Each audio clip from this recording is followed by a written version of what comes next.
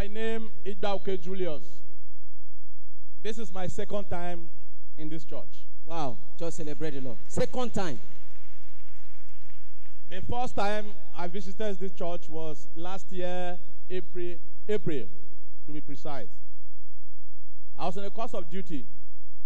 You know, my duty description takes me all around the nation.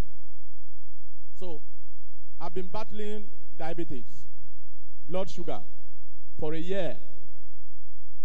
I kept taking drugs upon drugs, hoping that I get healed, and to no avail. Reluctantly, that day, I was with my boss. He said we should come to church. I said, which church? He said, we've been working for a very long time and we've not been going to church. It's not the best. At least let's go give thanks to God. Job is not our anchor. God is our anchor. I followed him reluctantly to this church. I was seated there. In fact, let me be very frank. I came here, everything in this church was annoying me. Wow. Let me just be frank. The speakers there couldn't make me hear anything. The choir was not my type and everything. I just told myself, okay, let me wait for the man of God. Let me hear what he will preach. So, and that day was a Thanksgiving day. Everybody came out for Thanksgiving. Everybody came for testimony. It was as if there was not going to be preaching that day. So I kept holding my patience. At the time, the devil spoke to me, walk out of this church and go, what is it? But I said, I have come, I will end it. So the man of God came up. That day he was preaching about altar, setting up altars. So he started. He preached to other people, call upon. There's a word of prophet unto them. They came out, and he got to mine. He started the story how the person never had this from childbirth, no trace of diabetes from his parents, nothing of such, but all of a sudden, bam, diabetes. So I was diagnosed of diabetes. Wait, sir, wait. I didn't hear what you said. Prophetically, God began to speak. Yes. Now, put the microphone. God began to speak prophetically. Yes. Where you were seated. Where I was seated. What did the Lord say? He said, this person is talking about, there is no trace of blood sugar in his family. In their family? In their family. Yes. Not from nowhere. All of a sudden, this person has experienced blood sugar. Wow. On the high side. Church, did you hear that? Prophetically, the Lord said there is somebody in the church, there is no trace of diabetes in your family, but there is diabetes in your body. Yes. What went on? What happened afterwards? Now, when something came up, one day I just discovered myself having diabetes. I started storing, peeing frequently and having thirsty. And at the time, my legs and everything got cramping and everything. Oh so I went for test. When I went to test, the doctors looked at me and said, they should go and do the test again. They went and did the test again, and the same thing came up. And he said something was too much on me. This was 480. It rose to 480. And he said, for 480, you can't be walking. I would have been somewhere, bedridden. So he said, how? I said, I don't know. So we kept treating. He said, okay, let's treat it. In fact, that was the hell. From that day, I saw hell on earth. Then during the service. Oh my God. Because I was supposed to change my food, which was not easy for me. Oh my God. I was taking drugs. The drugs was in fact. Yes, sir. So what happened after your prophecy during came down? Service. What happened now? During the service, when the man of God spoke this, and he called upon altar call, I refused to come. Church, did you hear that? When his prophecy came, he refused to come out. Don't worry, we will deal with what stopped him from coming out today. Yes, sir. That's why I am here. Amen. Somebody clap for Jesus. Hallelujah. Yes, sir. Go ahead. What happened? I refused to come up. He came, he stood by the front there. He looked at me and was still saying the same word. Church, did you hear that? The wind of the Lord took me to where he was and looked at him and began to talk. Now let me share this with you. I was in Abuja on Friday and Saturday for the crusade. The Lord said there is a woman in the church that you're having painful menstruation. The menstruation is prolonged and it's painful, and it's because there is an arrow on your womb or something like that. And even right now in the church, the thing is coming out. And you are in serious pains now. If you are there, come out. A woman stood up. Another woman pressed her. I was watching them. That was on Friday night in Abuja. A woman stood up. Another woman pressed her. Physically. This is physical now. That is why I am here today.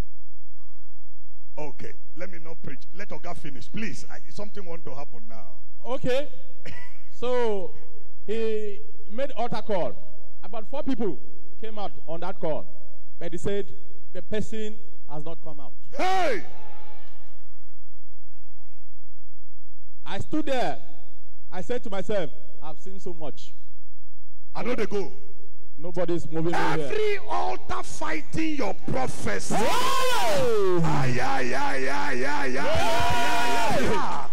Every altar fighting your prophecy. That altar is destroyed today.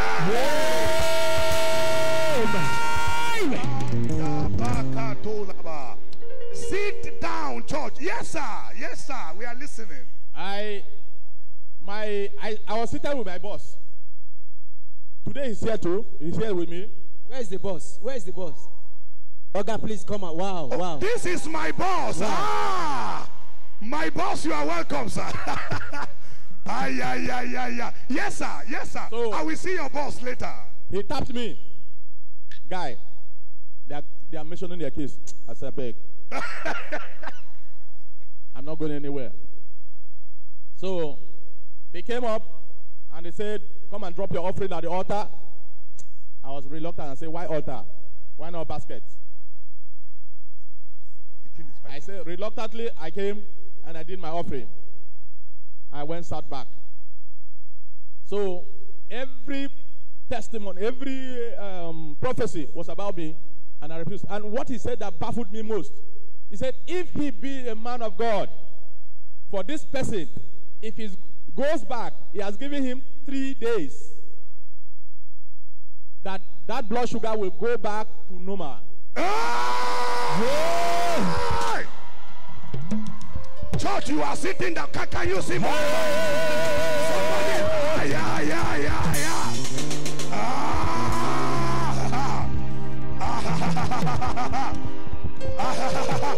Your blessing will not miss your address. Wow. That blood sugar will go back to normal. I kept quiet. So on our way out, my boss told me, oh boy, you strong, oh. Hey. I say, I don't see many. I don't see things. I don't see. Nobody should move my emotion. Now, what happened, sir? Quickly now. So we went back to the hotel. On that day, I didn't test it because it was on a Sunday. On the Monday, we were to proceed to Port Harcourt. So we moved on our job, and we kept moving. So when we got there, I got out of the hotel, I went to a pharmacy, and I did the test. The thing only dropped just 1. I said to myself, not be waiting that they talk with this. On the Tuesday, the thing remained the way it was. Then, on the Wednesday, the third day, Wednesday. That was the day in fact, I was reluctant about going to test it. I said, I beg. But I said, okay, let me test his word. Then I went. Reluctantly, I did the test. When the test came up, the guy told me, why are you coming to do tests? You are a normal person.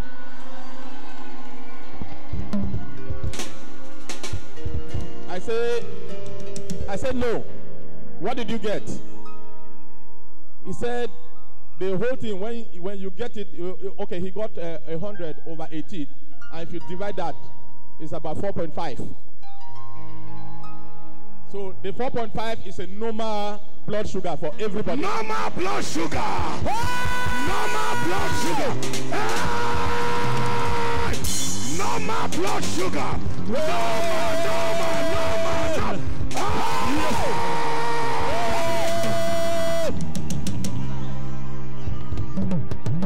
And until date, because that day I doubted, I said, take it again, do it again. He did it. I said, wow. I shouted. I picked my phone, I called my wife. I said, wow, sweetheart, I am normal. Hey, I am normal. Church, you are just looking like that. I am normal.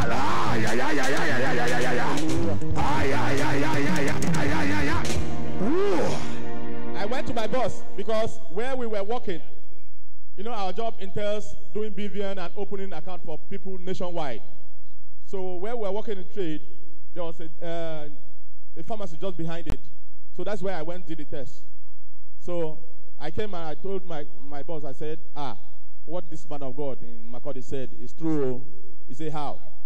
I said, man, you remember he said in 3 days, and these 3 days, my blood sugar, I can't just believe this, I can't believe this, man. I have to go back for testimony. And since then, the job has been taking me around the nation, but I said, the very day I will come to Makurdi, I must come for testimony. Hallelujah. And you have come for the testimony. Hey. Church, are you just looking like that? Yeah. Lift up your hands and shout, Jesus! Jesus!